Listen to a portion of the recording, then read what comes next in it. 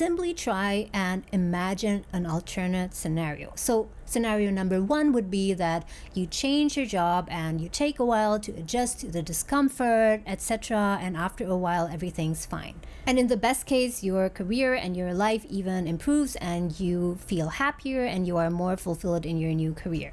Now, let's imagine scenario two as well. Scenario two is what happens if I stay in this job for the next 3 to 5 years or even 10 years or even forever, because that's a possibility, right? I mean, if you don't look for another job and if you don't get laid off, then chances are that you'll just stay in that company forever. And if right now you are 30 years old and you're planning to work until you're at least 60 or 65, that means that you would be working in that company for 35 years. So imagine your life 30 or 35 years from now. Or let's even just imagine the next 10 or 20 years. Even just imagining staying in the same job for 10 years or 15 years, I think personally that's enough to get you going. I mean, if the job you're working in now is kind of bearable and even enjoyable sometimes and you like the colleagues, then maybe staying for that long is not that of a bad idea.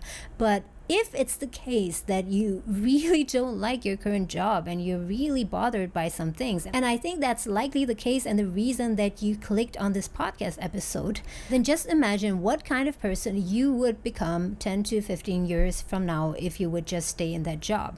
You might be a totally different person. You might turn out to be resentful and a grumpy and constantly irritated person.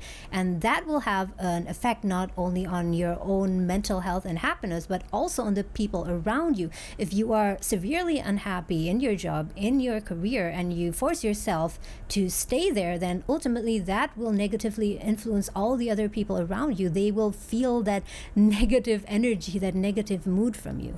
So if you're afraid to change your job or make a complete career change, then simply imagine the opposite. What would happen if you stayed put in your current job and didn't do anything? How would your life turn out in 10 years from now? And be completely honest with yourself.